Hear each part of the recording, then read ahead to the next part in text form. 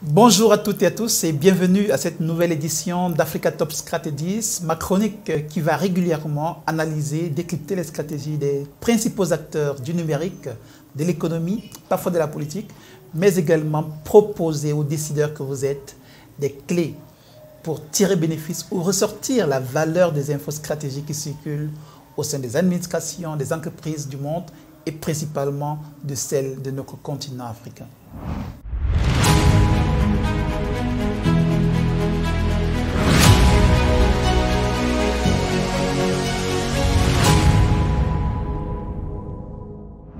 Intéressons-nous aujourd'hui aux déchets électroniques. Vous le savez déjà, plusieurs pays africains sont considérés comme le dépotoir des États-Unis, de l'Europe ou de l'Asie. La 3e journée internationale des déchets électroniques se tiendra dans quelques jours, le 14 octobre prochain, à l'initiative du WIFAROM. Les organisateurs ont décidé cette année de mettre l'accent sur l'éducation, la sensibilisation sur les dangers que représentent les déchets électroniques, mais également sur la nécessité de bien recycler ces déchets selon les règles de l'art. Alors ces déchets représentent un réel danger pour la santé des populations. Mais en même temps, ils peuvent représenter une opportunité pour les pays qui gagneraient à mettre en place des stratégies et mécanismes pour mieux gérer ces déchets. Selon le Global E-Waste Monitor 2020, qui est une étude de l'UIT et de ses partenaires, pour la seule année 2019, la valeur estimée des ressources réutilisables présentes dans ces déchets électroniques était de 27 866 milliards de francs CFA. Un pactole que de nombreux pays ne réussissent pas toujours à saisir. Voyons un peu la réalité dans nos pays africains, comment on extrait les ressources de ces déchets électroniques-là. Allons chez notre grand voisin le Nigeria pour voir comment ça se passe. Dans la banlieue de Lagos, des tonnes de produits électroménagers, téléphones portables, ordinateurs, s'entassent à ciel ouvert. Des déchets traités à main nue par ceux qu'on appelle les scavengers, les pilleurs de poubelles. On l'achète à des importateurs, ceux qui importent des choses au Nigeria. On leur achète ce qui ne marche pas. Ensuite, on les trie. Il y a ce qui marche et ce qui ne marche pas. Ce qui marche, on le vend au marché. Ce qui ne marche pas, on le démantèle et on le vend aux entreprises qui en veulent. Les risques pour ces scavengers, mais aussi pour l'environnement, sont colossaux. Le Nigeria est devenu le dépotoir de l'Europe et des États-Unis. Officiellement, ces pays exportent des produits d'occasion, qui s'avèrent être pour une grande partie de véritables déchets toxiques. Une façon de se débarrasser à moindre frais d'objets très chers à recycler en toute illégalité. Ce que vous venez de voir n'est pas très différent de ce qui se fait dans plusieurs pays africains.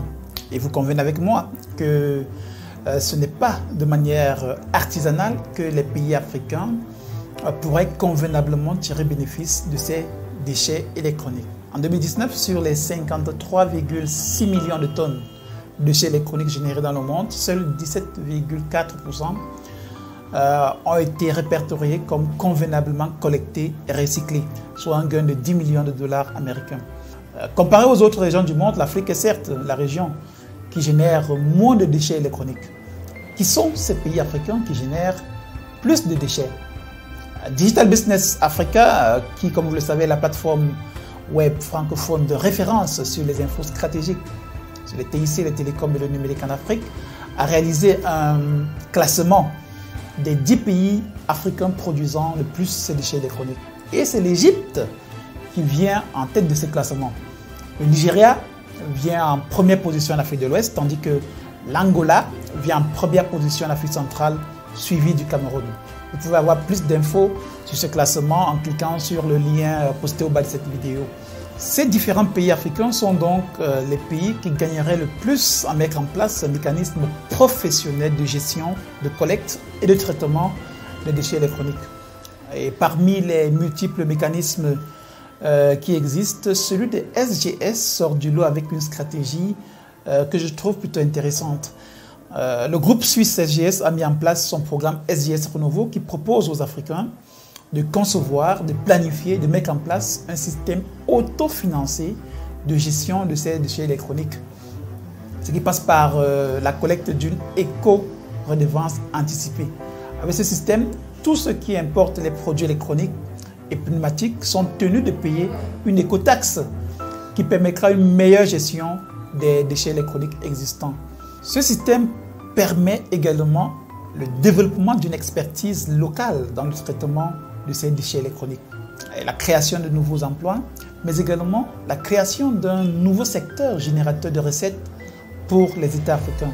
Ceci, bien entendu, après la mise en place d'une réglementation adaptée. Alors, ce programme SGNS Renouveau a déjà démarré ou alors a déjà été adopté dans de nombreux pays africains comme le Ghana, la Côte d'Ivoire, la Guinée ou le Burkina Faso.